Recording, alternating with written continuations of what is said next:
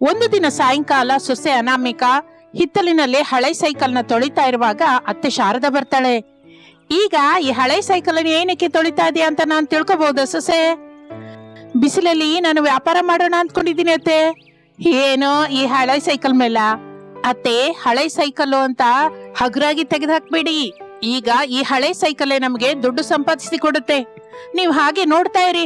ಕೆಲಸಕ್ಕೆ ಬಾರದ ಅಂತ ವ್ಯಂಗ್ಯ ಮಾಡಿದ ಈ ಸೈಕಲ್ಲೇ ಇದು ಬಹಳ ಒಳ್ಳೆ ಸೈಕಲ್ ಸೊಸೆ ಅಂತ ನೀವೇ ಮೆಚ್ಕೊಳ್ಳೋ ಹಾಗೆ ಮಾಡ್ತೀನಿ. ಅದು ನಡೆದಾಗ ನೋಡೋಣ ಬಿಡು ಸೊಸೆ. ಇಷ್ಟಕ್ಕೂ ನೀನು ಈ ಹಳೆ ಸೈಕಲ್ ಮೇಲೆ ಏನ್ ವ್ಯಾಪಾರ ಮಾಡೋಣ ಅಂತ ಇದ್ಯಾ? ನಾಟಿ ಕೋಳಿ ವ್ಯಾಪಾರ ಅತ್ತೆ. ಅಬ್ಬೋ, ಬಹಳ ದೊಡ್ಡ ವ್ಯಾಪಾರ ಸೊಸೆ. ನಮ್ಮೂರಲ್ಲಿ ನಾಟಿ ಕೋಳಿ ಮಾರೋರು ಯಾರು ಇಲ್ವೇ? ಇದ್ದಾರೆ ಅತ್ತೆ, ಆದ್ರೆ ನಾನು ಮಾರುವ ಸಮಯ ಬೇರೆ ಎಂದು ಹೇಳುತ್ತಲೇ ಶಾರದಾ ಅಯೋಮಯದಿಂದ ನೋಡ್ತಾಳೆ. ಸಮಯ ಬೇರೆನಾ? ಬೆಳಿಗ್ಗೆ ಸಾಯಂಕಾಲವಲ್ಲದೆ ಅರ್ಧರಾತ್ರಿ ಮಾರ್ತೀಯ ಏನೋ? ಅರ್ಧರಾತ್ರಿ ಅಲ್ಲತ್ತೆ, ಹಾಡು ಹಗಲು ಮಟಮಟ ಮಧ್ಯಾಹ್ನ ಮಾರ್ತೀನಿ ಎಂದು ಅನಾಮಿಕಾ ಹೇಳುತ್ತಲೇ ಶಾರದಾ ವ್ಯಂಗ್ಯವಾಗಿ ನಗುತ್ತಾಳೆ. ಯಾಕತ್ತೆ ಅಷ್ಟು ವ್ಯಂಗ್ಯವಾಗಿ ನಗ್ತಾ ಇದ್ದೀರಾ? ಇದು ಬೇಸಿಗೆ ಕಾಲ ಅಂತ ನೀನು ಮರ್ತೋದ ಹಾಗಿದೆ. ಇಲ್ಲ ಅತ್ತೆ, ನನಗೆ ಚೆನ್ನಾಗಿ ನೆನಪಿದೆ. ಅಮ್ಮೋ ಅತ್ತೆ, ಬೆಳಿಗ್ಗೆ 8 ಗಂಟೆ ಕೂಡ ಆಗಿಲ್ಲ. ಈ ಉಬ್ಬಸ ಬಿಸಿನ ತಡಿಲಾರ್ದೆ ಹೋಗ್ತಾ ಇದ್ದೀನಿ. ಅಡಿಗೆ ಮನೆಯಲ್ಲಿ ಹೆಚ್ಚು ಹೊತ್ತು ಇರೋದು ನನ್ನಿಂದ ಆಗಲ್ಲ ಅಂತ ಹೇಳಿದ್ದು ನಾನೇ. ಆದ್ರೆ ಈಗ ಸುಡ್ತಾ ಇರುವ ಬಿಸಿಲಿನಲ್ಲಿ ಸೈಕಲ್ ಮೇಲೆ ನಾಟಿ ಕೋಳಿ ವ್ಯಾಪಾರ ಮಾಡುವುದು ಕೂಡ ನಾನೇ. ಯಾಕೆ ಏನು ಅಂತ ನಾನು ಕೇಳಲ್ಲ ಬಿಡು. ನಿಮ್ ಮಾವಯ್ಯಂಗೆ ಔಷಧಿ ಕೊಟ್ಯಾ? ಕೊಟ್ಟೆ ಅತ್ತೆ, ಮಾವಯ್ಯ ಮಲಗಿದ್ದಾರೆ. ಸರಿ, ಎಲ್ಲ ಕೆಲಸ ಚೆನ್ನಾಗಿ ಮಾಡ್ಕೋ. ನಾನು ಹರಟೆಗಾಗಿ ಹೋಗ್ತಾ ಇದ್ದೀರಾ ಅಷ್ಟೇ ಅಲ್ವಾ? ಹೋಗ್ ಬನ್ನಿ. ಮನೆ ಕೆಲಸ ಅಡ್ಗೆ ಕೆಲಸ ಮಾಡ್ಕೋತೀನಿ. ಹೊಟ್ಟೆ ನೋವಿನಿಂದ ದುಃಖ ಪಡ್ತಾ ಇರೋ ಮಾವಯ್ಯನ ನೋಡ್ಕೋತೀನಿ ಎಂದು ಅನಾಮಿಕಾ ಹೇಳುತ್ತಲೇ ಶಾರದಾ ಏನು ಮಾತನಾಡದೆ ಮನೆಯಿಂದ ಹೊರಟು ಹೋಗುತ್ತಾಳೆ. ಅನಾಮಿಕಾ ಕಿಚನ್ ಒಳಗೆ ಹೋಗಿ ಮೆತ್ತನೆಯ ಮೊಸರನ್ನ ಮಾಡಲಿಕ್ಕೆ ಶುರು ಮಾಡುತ್ತಾಳೆ. ಹಾಗೆ ಸಮಯ ಕಳೆಯುತ್ತಾ ಇರುತ್ತದೆ. ಶಾರದಾ, ಸುವರ್ಣ, ಚಿಟ್ಟಮ್ಮ ಮೂವರು ತಣ್ಣನೆ ಗಾಳಿಗೆ ಒಂದು ಕಡೆ ಕೂತಿರ್ತಾರೆ. ಏನ್ ಶಾರದಾ, ಸ್ವಲ್ಪ ಗಾಬರಿಯಿಂದ ಕಾಣಿಸ್ತಾ ಇದ್ಯಾ? ಮನೇಲಿ ಏನಾದ್ರು ಜಗಳವಾಯ್ತಾ ಏನು? ಜಗಳವೇನು ಇಲ್ಲ ಸುವರ್ಣ, ನನ್ನ ಸೊಸೆ ಅನಾಮಿಕಾ ಮಾಡುವ ಕೆಲಸಗಳೇ ಅರ್ಥವಾಗ್ತಾ ಇಲ್ಲ. ಮತ್ತೆ ಯಾವ ಹೊಸ ಪ್ರಯೋಗ ಶುರು ಮಾಡಿದ್ದಾಳೆ ನಿನ್ ಸೊಸೆ? ಮನೆಯಲ್ಲಿ ಬಿದ್ದ ಹಳೆ ಸೈಕಲ್ನ ಶುಭ್ರವಾಗಿ ತೊಳೆದ್ಲು. ಹಳೆ ಸಾಮಾನವನಿಗೆ ಮಾರ್ತಾಳೋ ಏನೋ? ಅಲ್ಲ ಕಣೆ, ಬೆಳಿಗ್ಗೆನೆ ಎದ್ದು ಮನೆಗೆ ಹೋಗಿ ಹಾಲು ಪೇಪರ್ ಹಾಕು ಅಂತ ನಿಂಗೆ ಹೇಳಿದ್ಲಾ ಏನೋ? ಅಬ್ಬ, ಅದು ಕೂಡ ಅಲ್ವೇ? ಏನ್ ಚಿಟ್ಟಮ್ಮ, ನೀನ್ ಹೇಳು ಶಾರದಾ, ನೀನ್ ಹೇಳು. ಆ ಹಳೆ ಸೈಕಲ್ ಮೇಲೆ ಈ ಬಿಸಿಲಲ್ಲಿ ನಾಟಿ ಕೋಳಿ ವ್ಯಾಪಾರ ಮಾಡ್ತೀನಿ ಅಂತ ಇದ್ದಾಳೆ.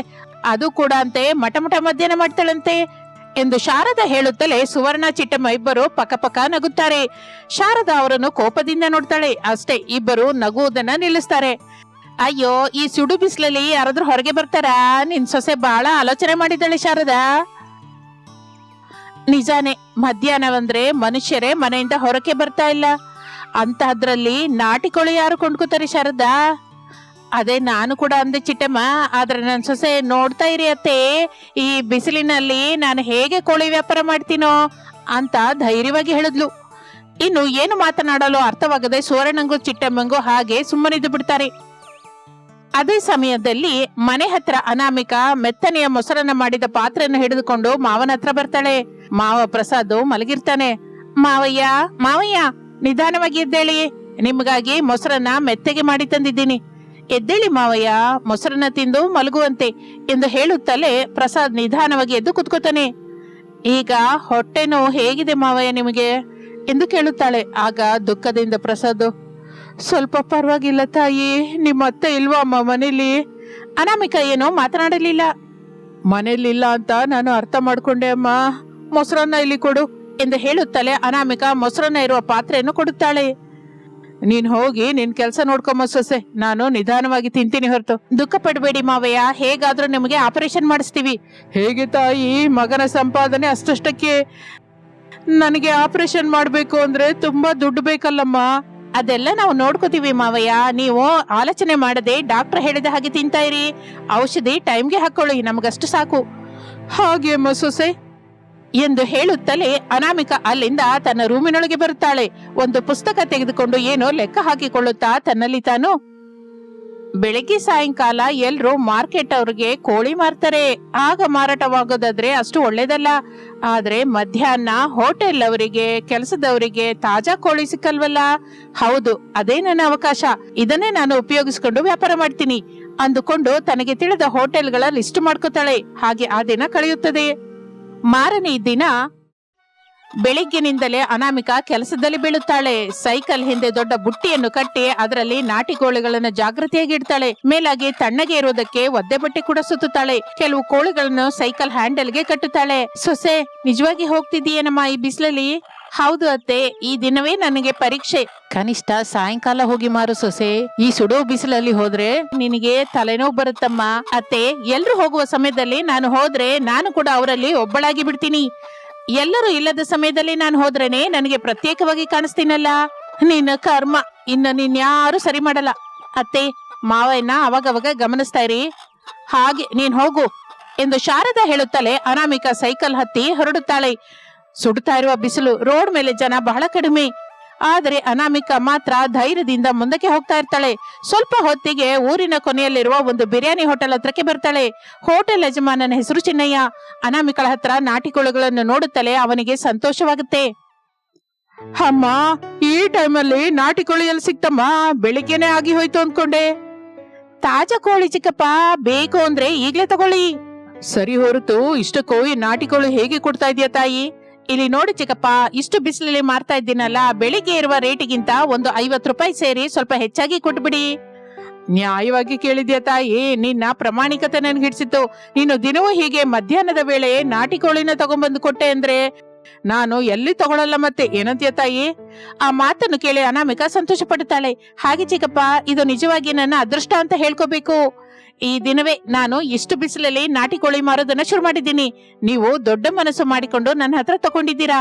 ದಿನವೂ ತಗೊಂಡ್ ಬರುವ ಅವಕಾಶ ಕೂಡ ಕೊಟ್ಟಿದ್ದೀರಾ. ತಪ್ಪದೇ ನಾನು ತಗೊಂಡು ಬರ್ತೀನಿ ಚಿಕ್ಕಪ್ಪ ಎಂದು ಹೇಳುತ್ತಾಳೆ. ಚಿನ್ನಯ್ಯ ದುಡ್ಡು ಕೊಟ್ಟು ಹಿಡಿಸಿದ ಕೋಳಿಗಳನ್ನು ತೆಗೆದುಕೊಳ್ಳುತ್ತಾನೆ. ಆನಂದದಿಂದ ಅನಾಮಿಕಾ ಅಲ್ಲಿಂದ ಸೈಕಲ್ ತುಳಿಯುತ್ತಾ ಬಿಸಿಲಿನಲ್ಲಿ ಮತ್ತೊಂದು ಹೋಟೆಲ್ ಹತ್ರ ಹೋಗುತ್ತಾಳೆ.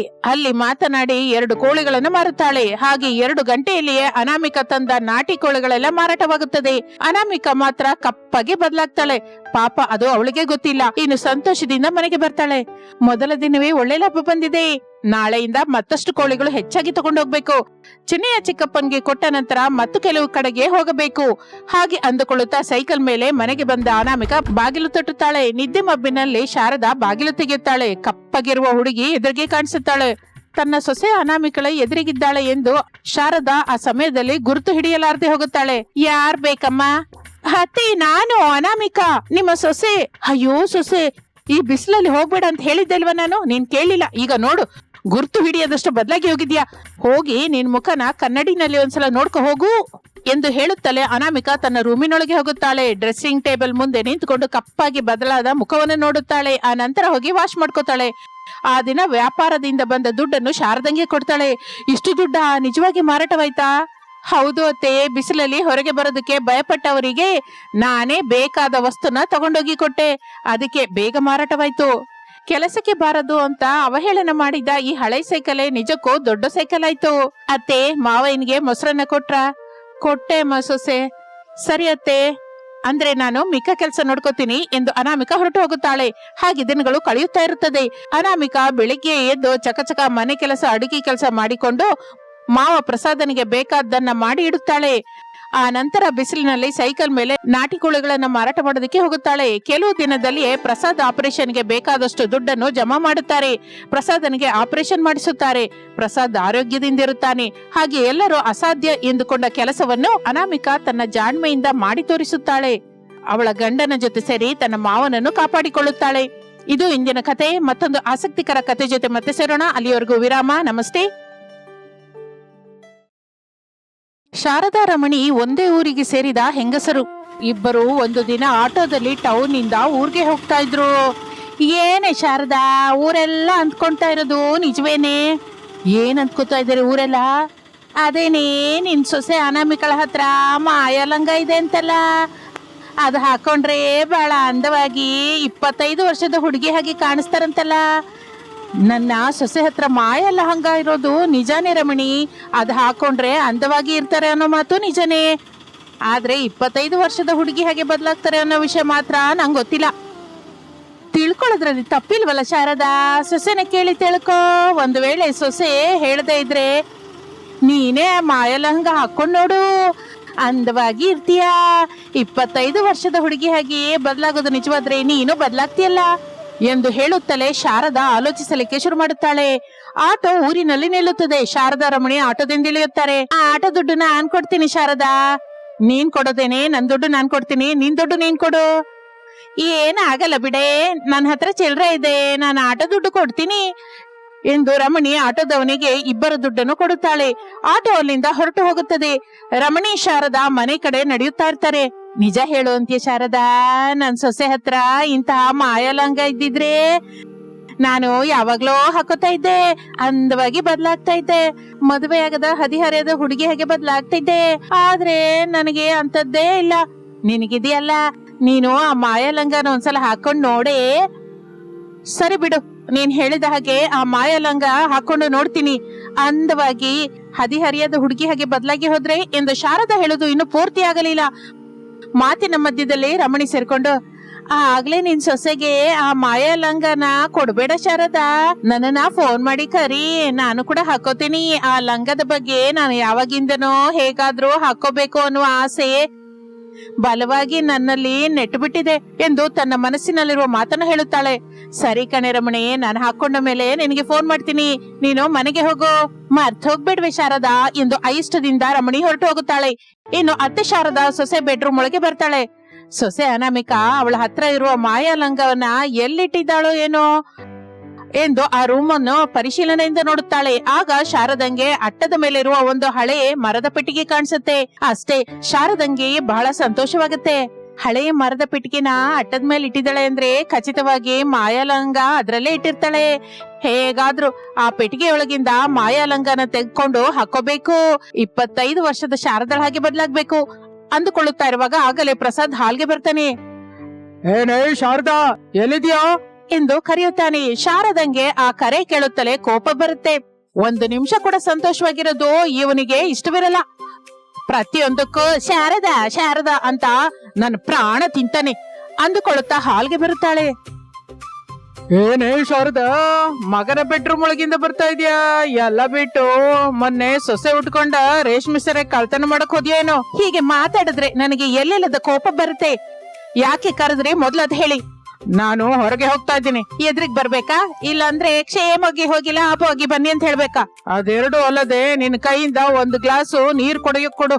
ತೃಪ್ತಿಯಾಗಿ ಕುಡಿದು ಪ್ರಶಾಂತವಾಗಿ ಹೋಗಿ ಕೆಲಸ ಪೂರ್ತಿ ಮಾಡ್ಕೊಂಡು ಬರ್ತೀನಿ. ಅಷ್ಟೇ ಅಲ್ವಾ, ಈಗ್ಲೇ ತಗೊಂಡ್ಬರ್ತೀನಿ, ಇಲ್ಲೇ ಇರಿ ಎಂದು ಶಾರದಾ ಕಿಚನ್ ಒಳಗೆ ಹೋಗುತ್ತಾಳೆ. ಸೊಸೆ ಅನಾಮಿಕಾ ಅಡ್ಗೆ ಮಾಡ್ತಾ ಇರ್ತಾಳೆ. ಅತ್ತೆ, ಏನ್ ಬೇಕು? ನಿಮ್ ಮಾವಯ್ಯ ಹೊರಗಡೆ ಹೋಗ್ತಾ ಇದ್ದಾರೆ ಸೊಸೆ. ಅರ್ಥವಾಯ್ತು ಅತ್ತೆ, 1 ಗ್ಲಾಸ್ ತುಂಬಾ ಕುಡಿಯೋನು ಇರ್ಬೇಕು, ಅಷ್ಟೇ ಅಲ್ವಾ? ನೀನು ನಿನ್ ಕೆಲ್ಸ ಮಾಡ್ಕೊಳೆ, ನಾನು ನನ್ ಕೆಲ್ಸ ಮಾಡ್ಕೋತೀನಿ ಎಂದು ಹೇಳಿ ಗ್ಲಾಸ್ ಅಲ್ಲಿ ನೀರು ತೆಗೆದುಕೊಂಡು ಪ್ರಸಾದನ ಹತ್ರಕ್ಕೆ ಬರ್ತಾಳೆ. ಅವನಿಗೆ ಕೊಡುತ್ತಾಳೆ. ಅವನು ನೀರ್ ಕುಡಿದು, ಸರಿ ಬಿಡು ಶಾರದಾ, ನಾನು ಮಾರ್ಕೆಟ್ ತನಕ ಹೋಗ್ ಬರ್ತೀನಿ, ಮನೆ ಕಡೆ ಜಾಗ್ರತೆ. ಹೌದು, ಮತ್ತೆ ತಾವು ಸಂಪಾದಿಸಿದ್ದು 10 ಕೆಜಿ ಬಂಗಾರ, 20 ಕೆಜಿ ಬೆಳ್ಳಿ ಇದೆ ಅಲ್ಲ ಮನೇಲಿ, ಕಳ್ಳರು ಬರದ ಹಾಗೆ ಜಾಗ್ರತೆಗೆ ಕಾವಲಾಗಿರ್ತೀನಿ, ಸರಿನಾ? ಆವಾಗವಾಗ ಬಲೆ ತಮಾಷೆಯಾಗಿ ಮಾತಾಡ್ತೀಯ ಶಾರದಾ ಎಂದು ನಗುತ್ತಾ ಪ್ರಸಾದ್ ಮನೆಯಿಂದ ಹೊರಟು ಹೋಗುತ್ತಾನೆ. ಶಾರದಾ ತಿರುಗಿ ಅನಾಮಿಕಳ ಬೆಡ್ರೂಮ್ ಒಳಗೆ ಬರ್ತಾಳೆ. ಹಳೆ ಮರದ ಪೆಟ್ಟಿಗೆಯನ್ನು ನೋಡ್ತಾಳೆ. ಸೊಸೆಯೇ ಅಡುಗೆ ಕೆಲಸದಲ್ಲಿ ಬಿಸಿಯಾಗಿದ್ದಾಳೆ. ಈಗಲೇ ಅವಳು ಈ ರೂಮಿಗೆ ಬರಲ್ಲ. ನಾನು ನಿಧಾನವಾಗಿ ಹಳೆ ಮರದ ಪೆಟ್ಟಿಗೆಯನ್ನು ತೆಗೆದು ಅದರಲ್ಲಿರುವ ಮಾಯಾಲಂಗವನ್ನು ಹಾಕೋತೀನಿ, ಮದುವೆಯಾಗದ ಶಾರದಳ ಹಾಗೆ ಬದಲಾಗಬಹುದು ಎಂದುಕೊಳ್ಳುತ್ತಾ ಇರುವಾಗ ಅನಾಮಿಕಾ ಬರ್ತಾಳೆ. ಅತ್ತೆ, ನೀವೇನ್ ಮಾಡ್ತಾ ಇದ್ದೀರಾ ಇಲ್ಲಿ ಎಂದು ಸಡನ್ ಆಗಿ ಕೇಳುತ್ತಾಳೆ. ಶಾರದಾ ಬೆಚ್ಚಿ ಬಿದ್ದು ಗಜಿಬಿಡಿಯಿಂದ, ಅದು ನಾನು ರೂಮ್ ಅನ್ನು ಜೋಡಿಸ್ತಾ ಇದ್ದೀನಿ ಎಂದು ಹೇಳುತ್ತಾಳೆ. ಆಗ ಅನಾಮಿಕಾ, ರೂಮ್ ಅನ್ನು ಜೋಡಿಸ್ತಾ ಇದ್ದೀರಾ? ಇಲ್ಲ, ಅಟ್ಟದ ಮೇಲೆ ಇರುವ ಆ ಹಳೆ ಮರದ ಪೆಟ್ಟಿಗೆ ತೆಗಿಬೇಕು ಅಂತ ನೋಡ್ತಾ ಇದ್ದೀರಾ? ಹೇಳಿ ಅತ್ತೆ ಎಂದು ಕೇಳುತ್ತಾಳೆ. ಆ ಮಾತನ್ನು ಕೇಳಿ ಶಾರದಾ ಆಶ್ಚರ್ಯ ಹೋಗುತ್ತಾಳೆ. ನಿಂಗೆ ಹೇಗ್ ಗೊತ್ತಾಯ್ತೆ ಸೊಸೆ? ಅತ್ತೆ, ಆ ಪೆಟ್ಟಿಗೆ ಬಗ್ಗೆ ನಂಗೆ ತುಂಬಾ ಚೆನ್ನಾಗಿ ಗೊತ್ತು. ಅದ್ರಲ್ಲಿರೋದು ಸಾಧಾರಣ ಲಂಗವಲ್ಲ, ಮಾಯಾಲಂಗ. ಆ ಪೆಟ್ಟಿಗೆ ಹತ್ರ ಹೋಗ್ಬೇಡಿ. ನಾನು ಏನಕ್ಕೆ ಹೇಳ್ತಾ ಇದ್ದೀನೋ ಅರ್ಥ ಮಾಡ್ಕೊಳ್ಳಿ. ಸೊಸೆ, ನೀನ್ ಹೇಗೆ ಹೇಳಿದ್ರು, ಏಕೆ ಹೇಳಿದ್ರು, ಆ ಮಾಯಾಲಂಗನ ನಂಗೆ ನೋಡ್ಬೇಕು ಅಂತಿದೆ. ಆ ಮಾಯಾಲಂಗದ ಬಗ್ಗೆ ಈ ಊರೆಲ್ಲ ಕತೆ ಹೇಳ್ತಾ ಇದೆ. ಒಂದ್ಸಲ ತೋರ್ಸೆ, ಅದನ್ನ ಹಾಕೊಂಡ್ರೆ ಮತ್ತೆ ಯುವತಿ ಹಾಗೆ ಬದಲಾಗ್ತೀನಿ ಅಂತ ಕೂಡ ಕೇಳ್ದೆ. ಒಂದ್ಸಲ ಹಾಕೊಂಡ್ರೆ ಸಾಕು ಅನ್ಸುತ್ತೆ. ಅತ್ತೆ, ಆ ಲಂಗ ಹಾಕೊಂಡವರು ಹೊರಗಡೆಗೆ ಅಂದವಾಗಿ ಕಾಣಿಸ್ತಾರೆ, ಆದರೆ ಅವರ ಮನಸ್ಸಲ್ಲಿರುವ ನಿಜವಾದ ಭಾವನೆಗಳು ಒಂದೊಂದಾಗಿ ಕಣ್ಮರೆಯಾಗಿ ಹೋಗುತ್ತೆ ಎಂದು ಅನಾಮಿಕ ಹೇಳುತ್ತಲೇ ಶಾರದಾ ಭಯಪಡುತ್ತಾಳೆ. ಏನೇ ಸೊಸೆ ನೀನ್ ಹೇಳ್ತಾ ಇರೋದು? ನಿಜ ಅತ್ತೆ, ಪ್ರೇಮ, ಅನುರಾಗ, ಕುಟುಂಬದ ಮೇಲೆ ಮಮತೆ ಇವೆಲ್ಲ ಕಡಿಮೆ ಆಗುತ್ತೆ. ಕಡೆಗೆ ಮನುಷ್ಯ ಒಂಟಿಯಾಗಿ ಬದಲಾಗುತ್ತಾನೆ.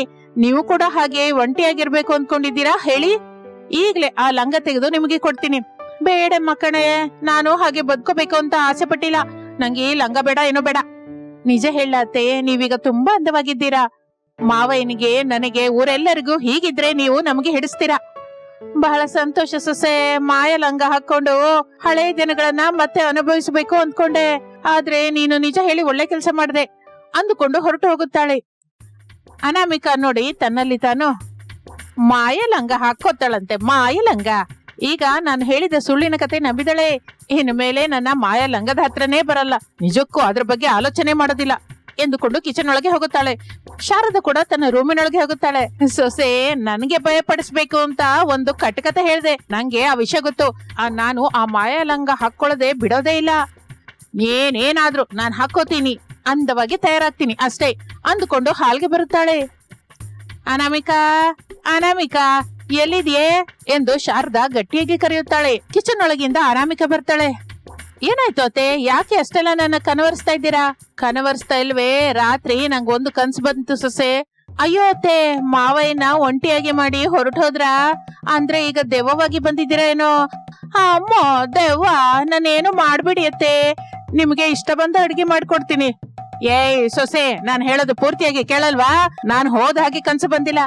ಮತ್ತೆ ನಾನ್ ಹೋದಾಗೆ ಕನ್ಸು ಬಂತ ಅತ್ತೆ? ಅಂದ್ರೆ ನಾನೀಗ ದೆವ್ವವಾಗಿ ಬಂದೆ ಅನ್ಕೋತೀರಾ? ಅಂದ್ರೆ ಪ್ರತೀಕಾರ ತೀರಿಸ್ಕೋಬೇಕು. ಏನತ್ತೇವ್ರೆ, ಹೇಗಿದ್ದೀರಾ ಎಂದು ನಿಜವಾಗಿಯೇ ದೆವ್ವ ಬಂದ ಹಾಗೆ ಮಾತನಾಡುತ್ತಾಳೆ ಅನಾಮಿಕಾ. ಸೊಸೆ, ಮಾಡಿದ ಚೇಷ್ಟೆ ಸಾಕು. ನಾನ್ ಹೇಳಿದ ಮಾತ್ ಕೇಳಿ. ರಾತ್ರಿ ಬಂದ ನನ್ನ ಕನಸಿನಲ್ಲಿ ನಿಮ್ಮ ತಂದೆಯವರು ಮರದ ಮೇಲಿಂದ ಬಿದ್ರು ಕಣೆ ಎಂದು ಶಾರದಾ ಹೇಳುತ್ತಲೇ ಅನಾಮಿಕಳಲ್ಲೇ ಸಂಭ್ರಮ ಹೊರಟೋಯ್ತು. ಅಳು ಮಾತಿನಿಂದ, ಅಯ್ಯೋ ಅಪ್ಪ, ನಾನು ತಕ್ಷಣ ಹೋಗಿ ಅಪ್ಪನ ನೋಡ್ಬೇಕು. ಅತ್ತೆ, ನಾನು ತವ್ರ ಮನೆಗೆ ಹೋಗಿ ನಮ್ ತಂದೆನ ನೋಡ್ ಬರ್ತೀನಿ. ನೀವು ಜಾಗೃತಿಯಾಗಿರಿ. ಅವರು ಆಫೀಸಿಂದ ಬಂದ ಮೇಲೆ ವಿಷಯ ಹೇಳಿ ಎಂದು ಅನಾಮಿಕಾ ಹಡಾಹುಡಿಯಿಂದ ಹೊರಟು ಹೋಗುತ್ತಾಳೆ. ಶಾರದಾ ಸಂತೋಷದಿಂದ, ನನ್ ಜೊತೆನೆ ಇಟ್ಕತಿಯ ಸೊಸೆ ಎಂದು ಅಂದುಕೊಂಡು ಅನಾಮಿಕಳ ಬೆಡ್ರೂಮ್ಗೆ ಬರುತ್ತಾಳೆ. ಹಳೆ ಮರದ ಪೆಟ್ಟಿಗೆಯೊಳಗಿಂದ ಮಾಯಾ ಲಂಗವನ್ನು ತೆಗೆದುಕೊಂಡು ಹಾಕಿಕೊಳ್ಳುತ್ತಾಳೆ. ಡ್ರೆಸ್ಸಿಂಗ್ ಟೇಬಲ್ ಮುಂದೆ ನಿಲ್ಲುತ್ತಾಳೆ. ಅಷ್ಟೇ, ಆ ಕನ್ನಡಿಯಲ್ಲಿ ಶಾರದಾ ಅಂದವಾದ ಹದಿಹರಿಯದ ಹುಡುಗಿ ಹಾಗೆ ಕಾಣಿಸುತ್ತಾಳೆ. ಶಾರದಾ ತನ್ನನ್ನು ಹಾಗೆ ನೋಡಿಕೊಂಡು ಎಷ್ಟೋ ಸಂತೋಷ ಪಡುತ್ತಾಳೆ. ಅನಾಮಿಕಾ ತವರು ಮನೆಗೆ ಬರ್ತಾಳೆ. ಅವಳ ತಾಯಿ ತಂದೆ ಸುಜಾತಾ ರಾಜರು ಆನಂದದಿಂದಿರುತ್ತಾರೆ. ಅವ್ರ ಜೊತೆ ಮಾತಾಡಿ, ಅತ್ತೆ ನನ್ಗೆ ಸುಳ್ಳು ಹೇಳಿದ್ದಾರೆ ಅಂದ್ರೆ ಖಚಿತವಾಗಿ ಮಾಯಾಲಂಗದ ಬಗ್ಗೆನೇ ಇರ್ಬೇಕು. ನಾನು ಹೀಗೆ ಬರುತ್ತಲೇ ಹಾಗೆ ಮಾಯಾಲಂಗ ಹಾಕೊಂಡಿರ್ತಾಳೆ. ಅನಾಮಿಕಾ ಚಕಚಕ ತನ್ನ ಮನೆಗೆ ಬರುತ್ತಾಳೆ.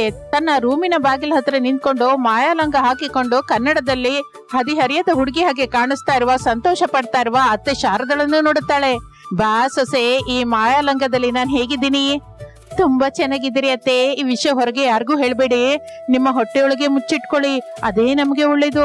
ಈ ನಿಜವನ್ನು ಹೇಳಿದ್ರೆ ನನ್ನ ಹೊಟ್ಟೆ ಒಡೆದು ಹೋಗುತ್ತೆ, ಸತ್ತು ಹೋಗ್ತೀವಿ. ಇದು ಮಾತ್ರ ನಿಜ ಅತ್ತೆ. ಸರಿ ಅಮ್ಮ ಸೊಸೆ, ಇದನ್ನ ನಿಜ ಅಂತ ನಂಬ್ತೀನಿ ಬಿಡು ಎಂದು ಶಾರದಾ ಆ ಮಾಯಾಲಂಗವನ್ನು ತೆಗೆದು ಅನಾಮಿಕಳಿಗೆ ಕೊಡುತ್ತಾಳೆ. ಶಾರದಾ ಮಾಯಾಲಂಗದ ಬಗ್ಗೆ ಯಾರಿಗೂ ಹೇಳದೆ ತನ್ನ ಹೊಟ್ಟೆನಲ್ಲಿಯೇ ಮುಚ್ಚಿಟ್ಟುಕೊಂಡು ಜೀವಿಸುತ್ತಾಳೆ. ಇದು ಇಂದಿನ ಕತೆ. ಮತ್ತೊಂದು ಆಸಕ್ತಿಕರ ಕತೆ ಜೊತೆ ಮತ್ತೆ ಸೇರೋಣ. ಅಲ್ಲಿಯವರೆಗೂ ವಿರಾಮ. ನಮಸ್ತೆ.